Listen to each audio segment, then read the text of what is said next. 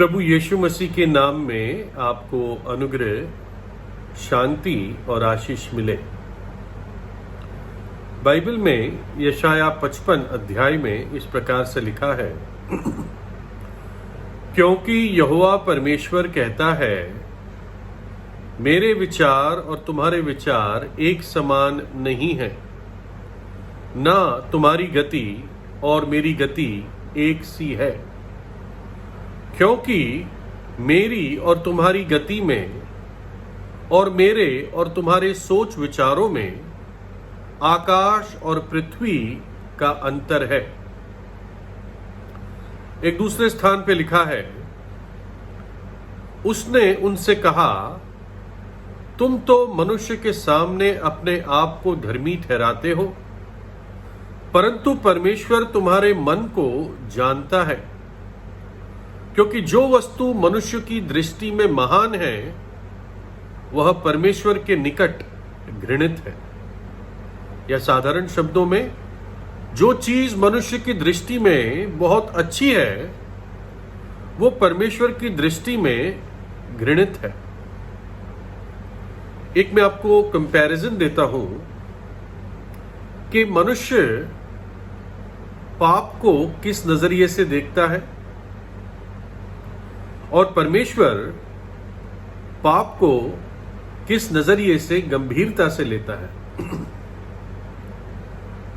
मनुष्य पाप को एक दुर्घटना कहता है, परमेश्वर उसको एक घिनौनी बात कहता है। मनुष्य पाप को गलती कहता है, परमेश्वर उसको अंधापन कहता है। मनुष्य पाप को एक मौके की बात कहता है, परमेश्वर उसको चुनाव कहता है। मनुष्य पाप को एक कमी कहता है, परमेश्वर उसको एक बीमारी कहता है। मनुष्य पाप को भूल कहता है, परमेश्वर उसको दुष्टता कहता है। मनुष्य पाप को आकर्षित कहता है, परमेश्वर पाप को घातक कहता है। मनुष्य पाप को कमजोरी कहता है, परमेश्वर पाप को अधर्म कहता है। मनुष्य पाप को ऐशो आराम कहता है, परमेश्वर उसको पागलपन कहता है। मनुष्य पाप को एक छोटी बात कहता है, परमेश्वर उसको एक शोकपूर्ण घटना कहता है। मनुष्य पाप को दुर्बलता कहता है और परमेश्वर उसको दुष्टता कहता है। तो चाहे आप पाप को एक हल्की चीज माने, एक छोटे झूठ को, छोटी गाली को, छोटे बुरे विचार को आप कुछ ना समझे, परंतु परमेश्वर इन बातों को गंभीरता से लेता है। एक घटना हुई थी कई सालों पहले। मैं अपने ऑफिस में था, जिस कंपनी में मैं काम करता था, और उस ऑफिस रूम में कॉमन फोन था, लैंडलाइन। मतलब उन दिनों इतना सेलफोन वाला जमाना शायद नहीं आया था। तो मेरा एक कलीग था, तो मैंने उसको फोन पे उसकी बात सुनी। मतलब वो कहाँ बात कर रहा था ये मुझे नहीं मालूम था तब, लेकिन मैंने उसके मुंह से ये शब्द सुने, सफाई करा देना। तो फोन रखने के बाद ऐसे ही, जैसे भाई किसका फोन था, क्या था, ऐसे कुछ बात हुई होगी, मुझे याद नहीं है। लेकिन उसके बाद जो मेन बात थी वो मुझे याद है।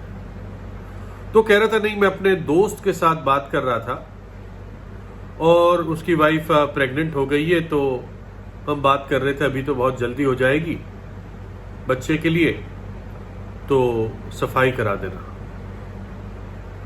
और मुझे बड़ा शौक लगा, क्योंकि ये सफाई करा देना शब्द मेरे लिए नया था, और तब मुझे समझ में आया कि वो एबॉर्शन की बात कर रहे हैं।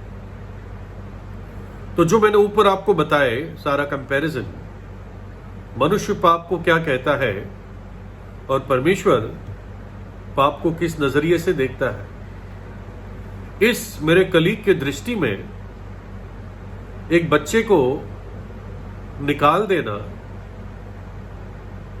और उसके जीवन से अलग कर देना, ये एक सिर्फ सफाई करना है।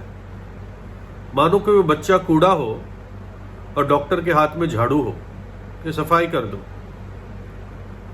लेकिन आपको मालूम होना चाहिए कि जब ऐसा एबॉर्शन होता है तो उस बच्चे को काट काट के और फिर सक्शन के साथ, जैसे वैक्यूम क्लीनर होता है वैसे उस पीसेस को खींच के फिर उसको डिस्पोज या कूड़े में डाल दिया जाता है। यह मनुष्य की दृष्टि में है सफाई करना, लेकिन परमेश्वर की दृष्टि में यह हत्या है ना। लाल रंगों में, बोल्ड में, बड़े फॉन्ट में लिखा हुआ है ये हत्या है। तो ये दो फर्क फर्क नजरिए हैं, लेकिन परमेश्वर जानता है कि पाप कितना भयानक है और पापों की मजदूरी, पापों की सजा कितनी भयानक है।